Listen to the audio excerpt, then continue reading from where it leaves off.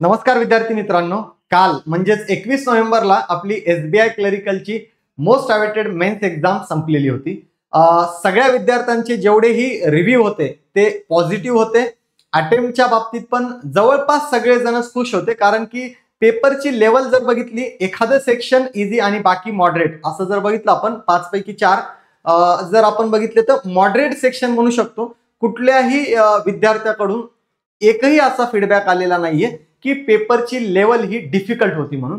त्यामुळे SBI clerical men's हा आपला खूप चांगला गेलेला आहे, नो डाऊट। आणि आपण सगळेजण आज 22 नोव्हेंबरला ग्रामीण बँकेच्या प्रिलिमसाठी, आरआरबी पीओच्या प्रिलिमसाठी, महाराष्ट्रातील सेंटरसाठी किंवा बाहेर राज्याच्या सेंटरसाठी आपण ऑलरेडी गेलेले आहेत। तुमचे पेपर्स चालू असतील, त्यामुळे हा व्हिडिओ लाईव्ह न घेता रेकॉर्डेड फॉर्मॅटमध्ये हा पोस्ट केलेला आहे। काल झालेल्या एक्झाम मध्ये आपल्याला लॉजिकल रिझनिंगच्या बाबतीतचं जे काही एक्झाम अनालिसिस आहे, आलेले क्वेश्चन्स असतील, त्यांची डिफिकल्टी लेवल असेल, कोणत्या टाईप विचारल्या गेल्यात, आणि या सगळ्या एक्झाम अनालिसिसचा आपल्याला आयबीपीएस क्लर्क मेन्स साठी काय फायदा होणार आहे तेही लक्षात येईल। सोबत ही पण गोष्ट आपण लक्षात ठेवायची आहे की आपण जी तयारी एसबीआय क्लरिकलच्या मेन्स साठी केलेली होती, आपल्याला लगेच होणाऱ्या आयबीपीएस क्लर्क मेन्सला, जी की पुढच्या 8 दिवसातच आहे आपली, तर त्याच्यासाठी तीच तयारी उपयोगी पडणार आहे। पण सोबत सोबत आपल्याला पुढच्या 8 दिवसांचं पण ऍडव्हान्टेज घ्यायचं आहे। त्यासाठी हे अनालिसिस, यामध्ये विचारले गेलेले क्वेश्चन्स, आपण घेतलेली 10 डेजची स्ट्रॅटेजी सेशन्स, त्यामधून विचारले गेलेले क्वेश्चन, हा सगळा पार्ट आपल्याला पुढच्या 5-1 मिनिटांमध्ये बघायचा आहे। तर बघू आपण एसबीआय क्लरिकलचा मेन्स जो होता 2025 चा, त्याचे ऍक्च्युअल लेवल किंवा सगळ्या गोष्टी काय होत्या। तर सगळ्यात महत्त्वाचं, एसबीआय क्लरिकल मेन्सचे ऍडमिट कार्ड आल्यानंतर शेवटचे 10 दिवस त्यासाठी एक मी स्ट्रॅटेजी सेशन घेतलेलं होतं, पण त्यानंतर पुन्हा एक्झाम पोस्टपोन झालेली होती 21 तारखेला। तर हा तेव्हा घेतलेला व्हिडिओ आहे, त्या व्हिडिओचे मी काही स्क्रीनशॉट घेतले होते। यामध्ये बघा क्लिअरली आपल्याला दिसतंय की मी एक्सपेक्टेड मध्ये 2 टाईप सांगितलेल्या होत्या, तशा पझल पैकी 3-4 सांगितल्या होत्या। त्यापैकी 3 बॉक्स बेस्ड पझल आपल्याला विचारली गेली होती, डेझिग्नेशन बेस्ड पझल आपल्याला विचारली गेलेली होती, त्यानंतर लाईन अरेंजमेंटचा सिंगल क्वेश्चन होता, आणि अनसर्टन नंबर ऑफ पर्सन मध्ये मला वाटतं 18% क्वेश्चन हा विचारला गेला होता। तर हे सिटिंग पझलच्या बाबतीत, सोबत मी लास्ट इयरच्या पण एसबीआय क्लरिकल मेन्सच्या बाबतीत सांगितलं होतं, जी 2024 ची, जी 25च्या स्टार्टिंगला झालेली होती, त्याही एक्झाम मध्ये क्रिटिकल रिझनिंगचे 8 ते 9 क्वेश्चन आलेले होते। आणि काल झालेल्या पेपरमध्ये पण क्रिटिकल रिझनिंगचे 8-9 क्वेश्चन आपल्याला विचारले गेलेले होते। त्यामुळे सतत हे आपल्याला लक्षात ठेवायचंय की मेन्स एक्झाम आली की आपल्याला क्रिटिकल रिझनिंगला अवॉइड करून चालणार नाही, त्याची उलट आपल्याला जास्त तयारी करायची आहे। तर त्यापैकी पण क्वेश्चन विचारले गेले, आणि मिसलेनियस वाला पार्ट जो बघितला, त्यापैकी ब्लड रिलेशन वाला पार्ट असेल, सिलॉग वाला पार्ट जो मी कोडेड मध्ये बोललो होतो, आणि इनइक्वॅलिटीचा पार्ट, आणि सोबत तुम्हाला शेवटच्या 10 मध्ये मेमरी बेस्ड पेपर, शेवटचे जे 10 दिवस होते त्यामध्ये मेमरी बेस्ड पेपर सॉल्व्ह करण्याचं पण सजेशन दिलेलं होतं। कारण की तुम्हाला त्या मेमरी बेस्ड मध्ये लास्ट इयर मध्ये, मागच्या 2-3 वर्षामध्ये, इथे लिहिलेलं आहे मी, वर्ष 2022, 23, 24, 25, याच्यासाठी आपण डेलीचे 2.5 तास देऊन कमीत कमी एसबीआयचे मागच्या वर्षीचे पॅटर्न्स बघितले पाहिजे। आणि त्याच पॅटर्नचा तुम्हाला बिलकुल फायदा झालेला असेल की आपण लास्ट 4 इयर मध्ये बघितलेले पॅटर्न्स, कोडेड सिंबल बेस्ड आपले जे क्वेश्चन्स होते, त्या टाईपच्याच क्वेश्चन पैकी काही क्वेश्चन विचारले गेलेले होते, तर त्याची प्रॅक्टिस असेल। त्याच टाईपच्या सिटिंग पझल ज्या सतत मागच्या 2-3 वर्षापासून विचारल्या जात आहेत, त्याच आपल्याला याही वर्षी विचारल्या गेल्या। आणि विशेष या वर्षीच्या सगळ्या, जसं आयबीपीएस पीओ मेन्सच्या बाबतीतही मी बोललो, आणि एसबीआय क्लरिकल मेन्सच्या बाबतीत पण सांगितलं होतं की जसा पॅटर्न सेट झालेला या वर्षीचा, त्यामध्ये आयबीपीएस पीओ मेन्स थोडा मागच्या वर्षीपेक्षा सोपाच होता।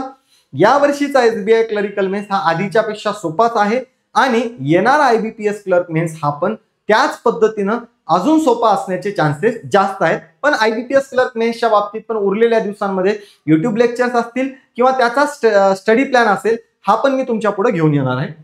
पुढे येत असताना काल विचारलेल्या क्वेश्चन्सच्या बाबतीत बघा, मिसलेनियस रिझनिंग मध्ये आपल्याला कोणते क्वेश्चन्स विचारले गेले होते, त्यापैकी कोडेड सिलॉग विचारलं गेलेलं होतं, कोडेड ब्लड रिलेशन विचारलेलं गेलं होतं, आणि इनइक्वॅलिटी रिव्हर्स वाला एक क्वेश्चन या पद्धतीने होता।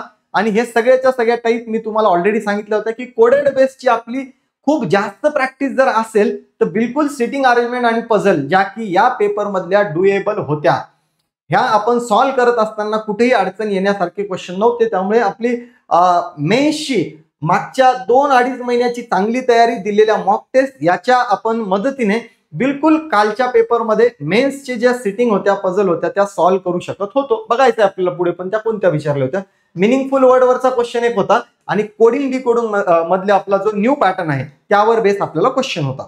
बरं, हे झालं मिसलेनियस रिझनिंग, ज्याची मला तुमच्याकडून स्पीड आणि अॅक्युरेसी जास्त एक्सपेक्टेड होती. जी लेवल होती त्यावर डिपेंड आपण म्हणू शकतो की तुमच्या सगळ्यांचीच ती लेवल आणि ती अॅक्युरेसी याच्यामध्ये मेंटेन झालेली असेल. पुढचा महत्वाचा सगळ्यात पार्ट जो होता तो सिटिंग अरेंजमेंट आणि पझल, ज्यापैकी रेग्युलर 7 बुक्सवर डिपेंड असलेलं बॉक्स बेस, त्यानंतर डेझिग्नेशन बेसवर असलेला कलर कॉम्बिनेशन वाला पार्ट होता. मला वाटते बॉक्स बेस मध्ये तुम्हाला इन्स्ट्रुमेंट बेस होता क्वेश्चन, डेझिग्नेशन बेस.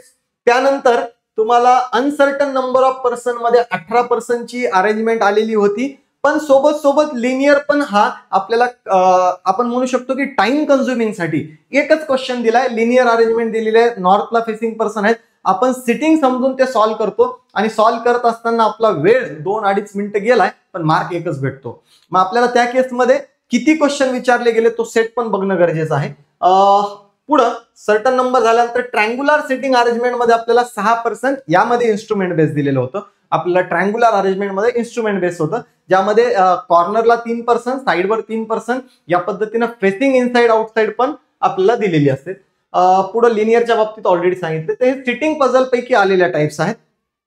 त्यानंतर डिसिजन मेकिंग वाला जो पार्ट होता, डिसिजन मेकिंग मध्ये आपल्याला बघा critical reasoning most important part कोणत्याही मेन्स एक्झाम साठीचा, याचे 8 ते 9 क्वेश्चन्स विचारले गेलेले होते. आणि पुन्हा ते जसं मागच्या SBI क्लरिकल मेन्सला विचारले गेले होते त्याच इझी लेवलचे क्वेश्चन.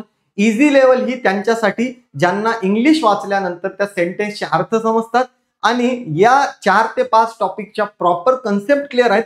कन्सेप्ट क्लिअर आहे आणि मला मिनिंग समजतोय, अर्थ समजतोय. व्ह्यू इनच्या ऑप्शन मध्ये मी त्याला मराठी किंवा हिंदीमध्ये बघून त्याचा अर्थ समजून घेतो, पण मला कन्सेप्ट क्लिअर आहे म्हणून मी त्याचं उत्तर करेक्ट देऊ शकतो. 8-9 पैकी सगळेच्या सगळे नाही, पण 5 ते 6 मॅक्स क्वेश्चन आपले जर करेक्ट येणार असतील तर बिलकुल एक सिटिंग किंवा पझल सॉल्व्ह झाल्यापेक्षाही आपल्याला ते जास्त मार्क आहेत आणि याला वेळ खूप कमी लागणार असतो, जो आपला क्रिटिकल रिझनिंगचा पार्ट आहे त्याला. त्यानंतर आपल्याला मशीन इनपुट आउटपुटवर क्वेश्चन विचारले गेले होते आणि डेटा सफिशियन्सीचे 2 स्टेटमेंट, 2 स्टेटमेंट डिपेंड 4 ते 5 क्वेश्चन, ज्यामध्ये जसं आपलं डेटा सफिशियन्सी वेगवेगळ्या टॉपिकवर डिपेंड असते. ब्लड रिलेशनचा एखादा टॉपिक आहे, त्यामध्ये सिटिंग अरेंजमेंटचा एखादा आहे, रँकिंग अरेंजमेंटचा एखादा क्वेश्चन आहे, डिरेक्शन बेस आहे. तर हे मिक्स मधलं डेटा सफिशियन्सी जे 2 स्टेटमेंटवर विचारलं जाते ते एकदम आपण म्हणू शकतो इझी टू मॉडरेट लेवलचं असते. त्यामुळे हे विचारले गेलेले डिसिजन मेकिंगचे क्वेश्चन्स हे गेम चेंजर असू शकतात. जर तुमच्या अटेम्प्ट मध्ये हा पार्ट इन्क्लुडेड आहे तर बिलकुल आपले चान्सेस आहेत. आणि या सेक्शन मधला अटेम्प्ट पण मला बघायचं आहे की बाकीच्या विद्यार्थ्यांच्या कंपॅरिझन मध्ये आपला किती आहे. तर त्यामध्ये आपण बघू, हे इनपुट आउटपुटचं लॉजिक आणि स्टेप मधला चेंजेस याच्यावर डिपेंड क्वेश्चन होते. जर हा पार्ट कळला असेल तर ह्याचेही मार्क आपले ऍड होणार आहेत. पण बऱ्यापैकी विद्यार्थ्यांना हा पार्ट आणि कोडेड जे कोडिंग डिकोडिंगचा जो न्यू पॅटर्न होता त्यावरचा पार्ट काही जणांनी स्किप केलेला होता, ज्यामध्ये लॉजिकच नाही लागलं तर तिथं आपल्याला टाइम वेस्ट करणं गरजेचं नाहीये. तर तो पार्ट आपल्याला, पण बिलकुल डेटा सफिशियन्सीचे 4-5 आणि जर करेक्ट आन्सरच्या बाबतीत जर विचार केला तर 5 ते 6 मार्क हा आपल्याला क्रिटिकल रिझनिंगचा पार्ट मार्क देऊन गेला असेल. तर हे टोटल 10 मार्क आपल्याला डिसिजन मेकिंगचे. त्या अगोदरच्या सेशन मध्ये जर आपल्या सिटिंग पझल सॉल्व्ह झाल्या असतील, अनसर्टन सॉल्व्ह होण्यासारखा होता, ट्रँग्युलर सिटिंग अरेंजमेंट सॉल्व्ह होण्यासारखा होता, हा एकच मार्क लिनियर वाला होता पण टाइम जास्त जाणार होता, टाइम कन्झ्युमिंग साठीच तो टाकला होता. आणि या 2 पैकी एक जरी आपली सॉल्व्ह झाली असेल तर बिलकुल 1, 2 आणि 3 म्हणजे हे 15 मार्क आपल्या कॅल्क्युलेशन मध्ये असले पाहिजे. 15 आणि एखादी कमी असेल तर 10, पण मॅक्सिमम 15 तर असले पाहिजे. मॅक्सिमम केस मध्ये म्हणतोय मी. इकडचे आपल्याला जर क्रिटिकल जर येत असेल आणि आपण इनपुट आउटपुट स्किप केला असेल तर हे जर दोन्हीचे मिळून जर बघितले 7-8 क्वेश्चन आणि इकडचा पार्ट 2-3 सिंगल मार्क या पद्धतीने विचारला गेला होता. तर जर मी सगळा मोठं कॅल्क्युलेशन जर केलं तर यामध्ये 30 पर्यंतचा अटेम्प्ट हा बिलकुल असलाच पाहिजे. ह्यापेक्षा कमी, 30 पेक्षा कमी म्हणजे थोडं आपण रिझनिंगला कमी तयारी केली एवढंच म्हणू शकतो, जी की आपल्याला IBPS क्लरिकल मेन्सच्या बाबतीत वाढवायची आहे. त्याचंही आपल्याला स्ट्रॅटेजी सेशन घ्यायचं आहे, त्यामध्ये आपल्याला पुढच्या 8 दिवसात काय करायचं हे बघायचं आहे. शेवटी याच्यामध्ये आपल्याला येत असताना बघा तिन्ही पार्ट बघितल्यानंतर एक्झामची लेवल कशी होती आणि गुड अटेम्प्ट ज्याला म्हणू आपण, की विद्यार्थ्यांना बोलल्यानंतर असेल किंवा सगळ्या गोष्टी चेक केल्यानंतर एक्झाम अनालिसिस मध्ये आपल्याला किती अटेम्प्ट या पेपरला एक्सपेक्टेड होते. बघा बिलकुल काही जणांचं म्हणणं होतं की इंग्लिश सोपं होतं, काही जणांचं म्हणणं होतं की इंग्लिशच्या बाबतीत थोडं आम्हाला डिफिकल्ट गेलं. मग हे डिपेंड आहे पर्सन टू पर्सन की आपली इंग्लिश कशी आहे. पण इझी लेवल किंवा इझी टू मॉडरेट म्हणलं तरी एसबीआय क्लरिकलच्या केसमध्ये आपण खुश असलं पाहिजे, कारण की ते आपल्याला डिफिकल्ट पर्यंत घेऊनच गेले नाहीत.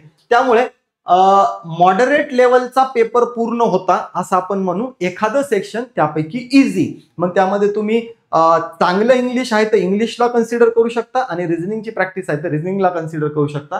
तर ओव्हरऑल अटेम्प्ट जर सब्जेक्ट वाईज बघितले, जनरल अवेअरनेस 20 ते 24, रिझनिंगचा पार्ट ऑब्वियस आहे मी 30 पर्यंत म्हणतोय, तर 30, 32, 35 पर्यंत पण विद्यार्थ्यांचे अटेम्प्ट आहेत. एखादी दुसरी एक्स्ट्रा सिटिंग पझल सॉल्व्ह झाली असेल किंवा मग इनपुट आउटपुट सारखा पार्ट सॉल्व्ह झालेला असू शकतो. मोस्टली खूप विद्यार्थ्यांचा न्यू पॅटर्न कोडिंग हा स्किप केलेला दिसला मला.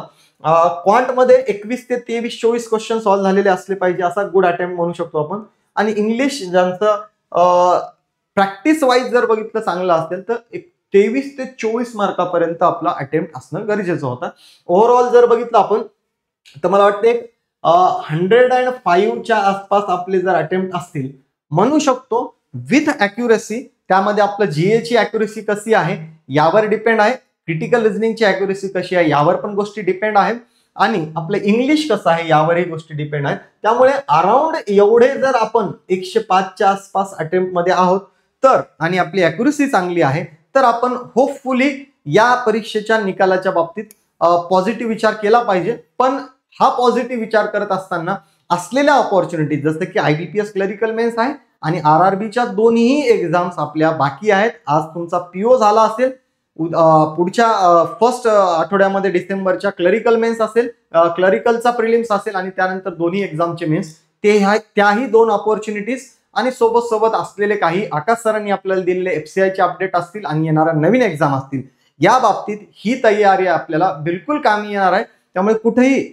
या परीक्षेचा निकाल काय लागेल, आपला पेपर झालेला आहे, आपले अटेम्प्ट झालेले आहेत, त्यामुळे याचा विचार न करता लागोपाठ एक्झाम असल्यामुळे आपल्याला अटेम्प्ट, त्यानंतर तुमचा सगळ्यात इम्पॉर्टंट क्वेश्चन म्हणजे कट ऑफ किती लागेल या बाबतीत कुठलाही विचार न करता आपण सतत 10 परीक्षा देतोय, तर 10 पैकी एखादाही निघला तरी आपल्याला जॉब लागणार आहे, 10 पैकी 2-3 निघले तरी जॉब लागणार आहे. आपण जॉब एकाच ठिकाणी करणार आहोत. त्यामुळे सध्या परीक्षा हे एकमेव आपलं फोकस असलं पाहिजे. त्यामुळे परीक्षा आहेत चालू, त्यामध्ये आपण अटेम्प्ट आणि कट ऑफ याचा विचार न करता तयारी हा एकच पार्ट आपल्या डोक्यामध्ये असला पाहिजे. सोबत आपल्याला गुड अटेम्प्ट हा पार्ट झालाय. त्यानंतर आपल्याला IBPS क्लरिकल मेन्स पण आहे, तर IBPS क्लरिकल मेन्सच्या बाबतीत पण युट्यूब लेक्चर असतील. त्याचंही पुढच्या 7-8 दिवसाची काय स्ट्रॅटेजी असली पाहिजे, कोणते टॉपिक्स आणि टाइप्स आपण या पुढच्या 8-10 दिवसात जास्त केल्या पाहिजेत या बाबतीत पण आपण व्हिडिओच्या माध्यमातून भेटणार आहेत. त्यामध्ये आपण स्ट्रॅटेजी सेशनच्या बाबतीत सगळी इन्फॉर्मेशन डिटेल लॉजिकल रिझनिंगच्या बाबतीत देणार आहे. तर सध्या आपल्याला हे SBI क्लरिकलच्या मेन्सचा अटेम्प्ट होता, मेन्सचं अनालिसिस होतं, त्यामध्ये बऱ्यापैकी तुमचेही अटेम्प्ट याच लेवलला असतील. तर कुठलाही विचार न करता कट ऑफचा विचार करू नका, कारण की मागच्या 2-3 वर्षाचे कट ऑफ मी त्या 10 डे स्ट्रॅटेजी सेशन मध्ये दाखवले होते. 77, 79, 82, 83 म्हणजे अवरेज जर बघितला तर आपण 80च्या रेंजमध्ये होतो. डिपेंड आहे जागा कमी जास्त होत आहेत त्यावर, पण त्याही जागा कमी जास्त होत असताना कट ऑफ तो स्टेबल होता. त्यापैकी आपण कोणत्या राज्यातून अप्लाय केला यावरही गोष्टी खूप डिपेंड आहेत. त्यामुळे कुठल्याही प्रकारचा विचार न करता आपले अटेम्प्ट 105, 100 प्लस आहेत, अॅक्युरेसी चांगली आहे, बिनधास्त पुढच्या परीक्षेच्या तयारीला लागा आणि याच्या कट ऑफचा कुठलाही विचार करू नका.